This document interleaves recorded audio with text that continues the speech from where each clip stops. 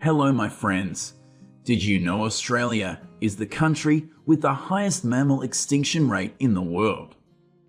More than 70% of Australia's native animals are found nowhere else on Earth, so a loss for Australia is also a loss for the world.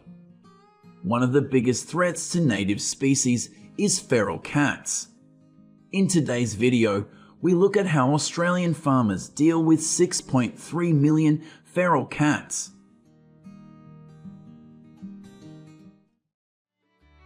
Feral cats first appeared in the wild in the 1850s. To date, the number of feral cats in Australia is estimated at 1.4 to 6.3 million.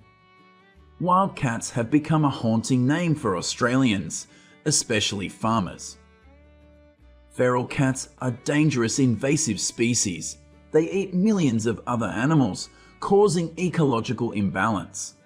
They are considered perfect hunters, patient, silent, and adaptable. Many native animals are the perfect size prey for feral cats.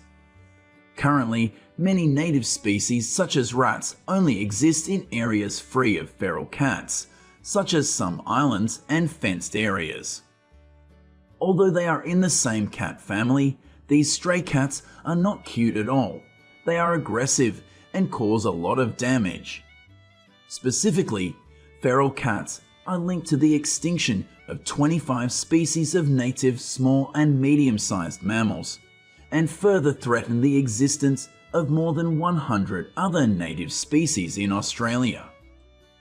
Among them, estimates of the annual predation impact of feral cats on native wildlife in Australia show that 272 million birds, 470 million reptiles, 815 million mammals were killed.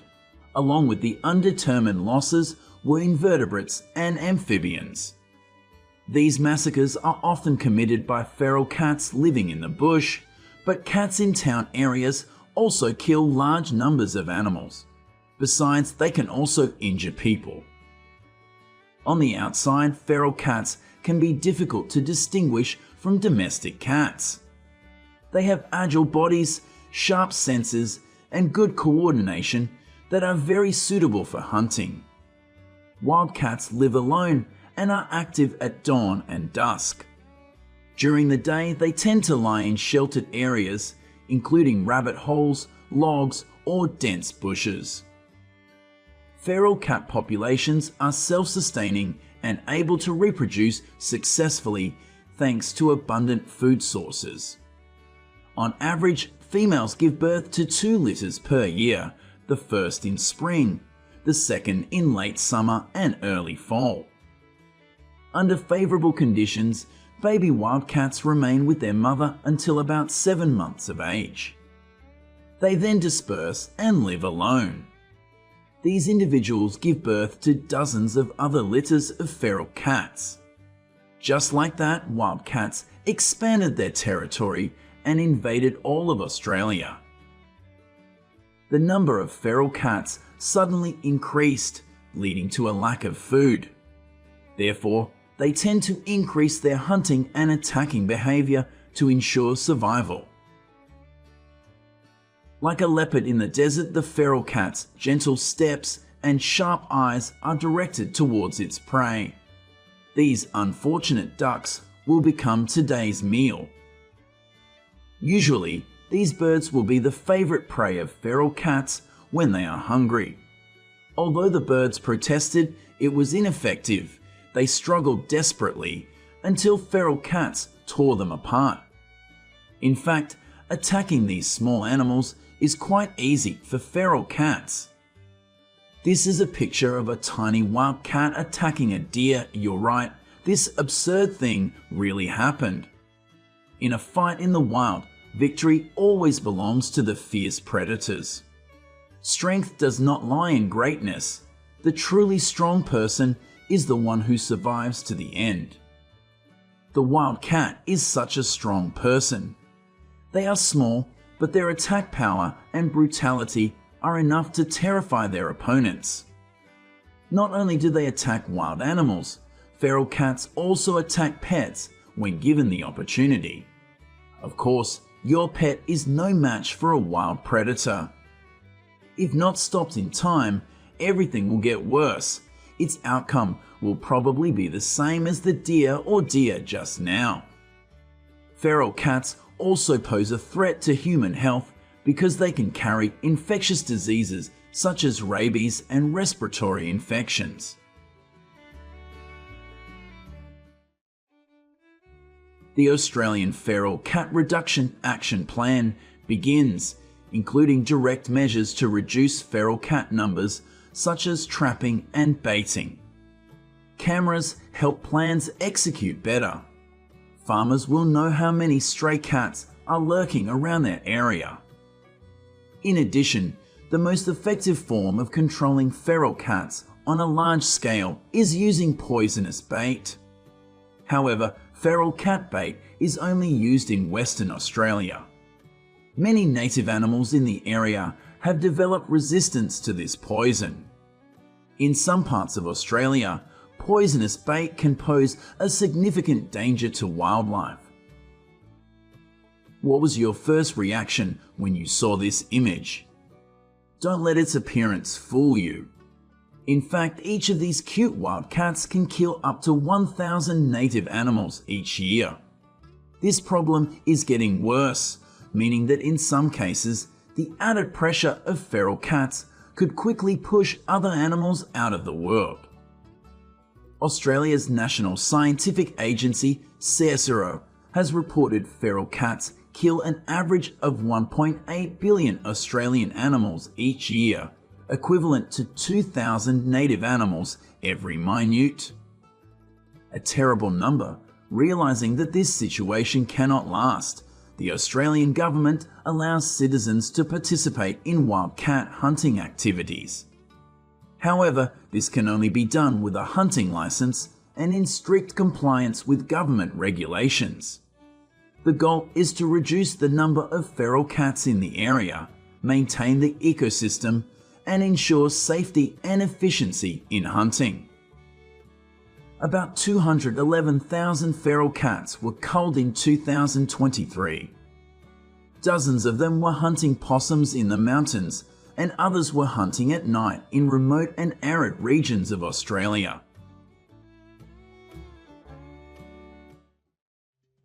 Night comes when feral cats are active in searching for food. The instinct of a predator allows them to operate effectively at night. However, they did not know that in the distance there were eyes watching and gun muzzles aiming at them. In order to optimize the effectiveness of hunting wild cats, many people also choose to participate in night hunting activities. This is a natural rule. If you want to catch a predator, you must come when they are hunting. During hunts, farmers can end the lives of feral cats with a shot, but the encroachment of entire feral cat populations cannot.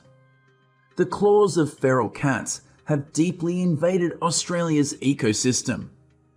In the fall before food is scarce, feral cats will hunt small animals for meals. They move to areas near residential areas to find food. Farmers can always easily see stray cats in their gardens at night through cameras. You see, controlling feral cats is a challenge. Locating feral cat hunting takes a lot of effort. Hunters often use specialized lighting systems combined with infrared hunting lights.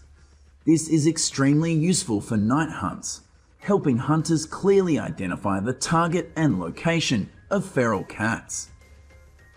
But things are not that simple. These stray cats are much more difficult to deal with than we think. They are extremely sensitive and have the ability to sense their surroundings very quickly. Besides, cats' eyesight at night is very good, so once they have identified the target, they quickly rush in and catch their prey. Therefore, hunters need to be extremely cautious. If detected, feral cats will run away or return to attack. A night hunting group needs at least 2 people to support each other. All they need to do is hide, quietly observe, and wait. When they detect a target, they will move their hunting equipment towards the target, aim, and bring back their bodies. In fact, besides the hardship, hunting also brings many interesting things. You won't know when the wild cats will appear, but the feeling of discovering and defeating them will certainly make you excited. This joy does not come from killing, but farmers know that every shot they fire will help prevent the encroachment of feral cat populations, or at least discourage feral cats in the development area.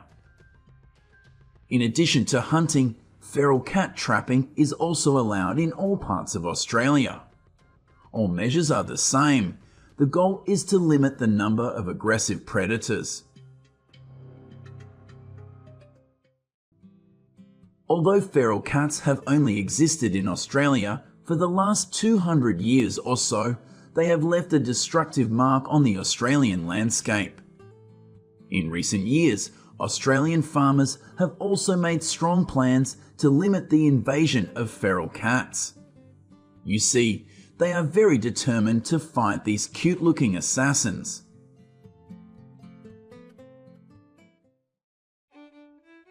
Hello my friends. Originally, only 13 wild rabbits were brought to Australia from England in 1859 by a wealthy man named Thomas Austin. Since then, to this day, the overpopulation of wild rabbits and their negative impact on nature and agriculture has always left the government and many farmers in Australia with a headache to find solutions and appropriate countermeasures. Over the past 100 years, governments and farmers in Australia have adopted a variety of measures to control wild rabbit populations, such as building fences and destroying rabbit burrows. Even biological control measures such as infecting rabbits with viruses and releasing them into the wild have been applied. However, due to favourable living conditions and extremely fast reproduction, the number of wild rabbits in Australia has always increased rapidly, even though at one point 98% of the wild rabbits on this continent were exterminated.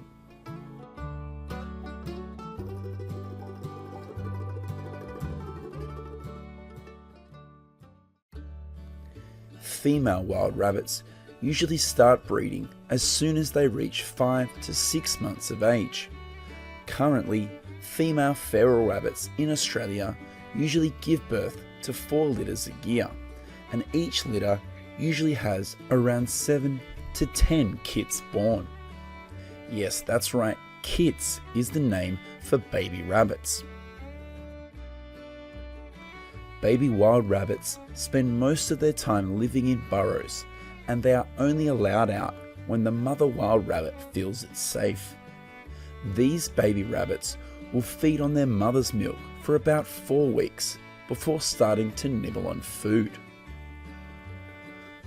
According to research by the Centre for Invasive Species Solutions in Australia, most wild rabbits will separate from their mothers and begin an independent life as soon as they are weaned.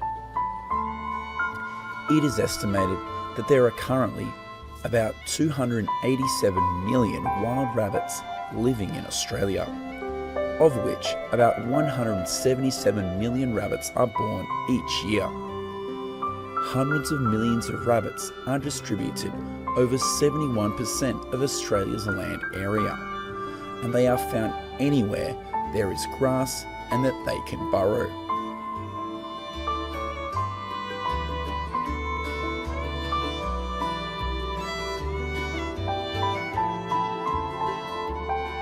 In the wild, young wild rabbits are often favourite prey of carnivores such as dingoes, feral cats, or crows. However, the number of wild rabbits killed each year by predators is a tiny fraction of the total number of wild rabbits living in Australia.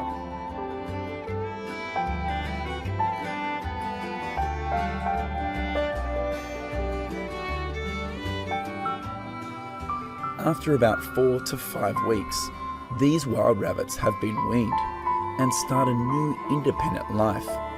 They will burrow and live wherever there is a food source and less disturbances, like in a backyard, in a garden, or on a hillside. Basically, anywhere in Australia could be an ideal habitat for this highly adaptable animal, except in areas with a lot of clay and sand, like in the northeast of South Australia.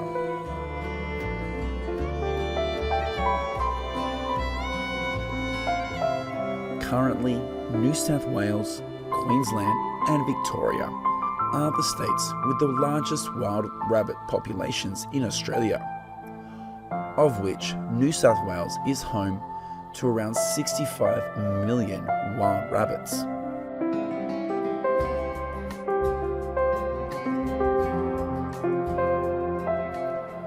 The negative impact that hundreds of millions of feral rabbits have on Australia's ecosystems include the depletion of vegetation and natural grasslands associated with overgrazing by wild rabbits.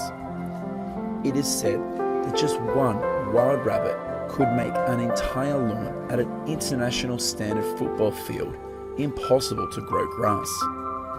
An adult wild rabbit usually weighs about 3.3 pounds and needs to consume 7% of their body weight each day. The burrowing habits of hundreds of millions of wild rabbits in Australia also causes severe erosion and destruction of the landscape in which they live. In addition, another negative effect of wild rabbits on Australia can be thought of as the habit competition with native animals. Hundreds of millions of wild rabbits also threaten some 322 species of flora and fauna, and this cost the Australian government more than $215 million a year. To this day, Australia's wild rabbit population is 11 times larger than the country's population, and they always have been a major problem for the ecosystem and agriculture.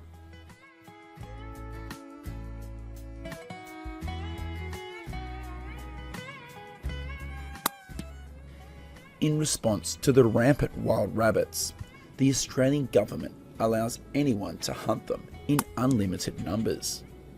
In addition, the government also encourages people to organise wild rabbit hunts to reduce the number of this invasive species. Along with that, biological control measures are always being studied to find viruses that can kill wild rabbits in large numbers. In short, just like the wild boar problem in the United States, the wild rabbit problem in Australia will still cause headaches for the government and farmers for many years to come to find effective control measures for this invasive species.